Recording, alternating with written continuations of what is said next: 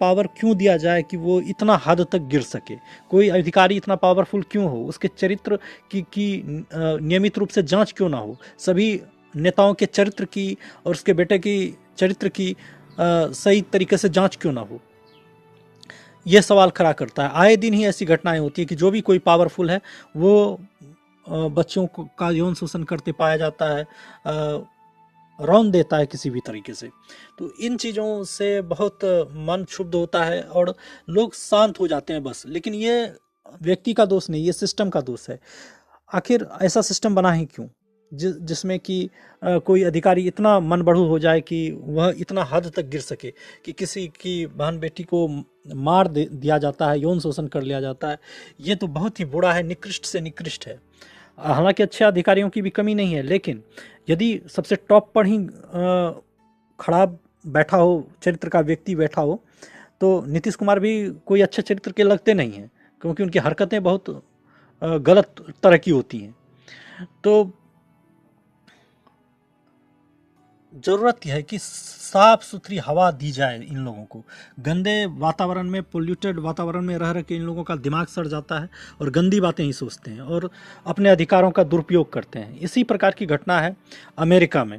America में Epstein नाम का एक व्यक्ति था जो अरबपति था। तो सन 2000 के करीब ईस्वी में वो नाबालिग लड़कियों को, वो अरबपति था, बहुत बड़ा व्यक्ति था, पैसे वाला था। तो वो क्या करता था कि जो नाबालिग लड़कियां हैं उसे उठाकर एक आइलैंड, कैरेबियन सी जानते हैं हम लोग, वहाँ पे एक आइसलैंड उसने खरीद लिया था।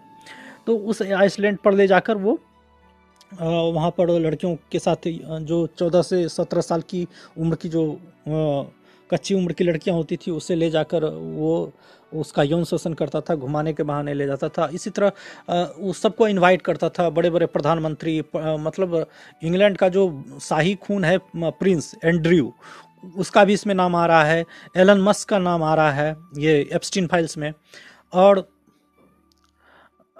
बिल गेट्स का नाम आ रहा है।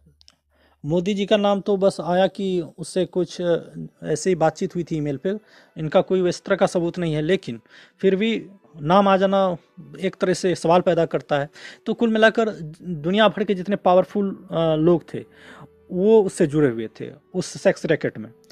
तो उस एक एरोप्लेन था लोलिता एक्सप्रेस नाम से, वो उस आइलैंड पे पहुंचाता था। आइलैंड वो होता है जो समुद्र के किनारे एक बीच में टापू है, वहाँ कोई डिस्टर्ब करने वाला नहीं, आम आदमी नहीं जा सकता, बिना हेलीकॉप्टर या जहाज के आप जा ही नहीं सकते। तो उस तरह का आइलैंड इसने खरीद के रखा था। तो सन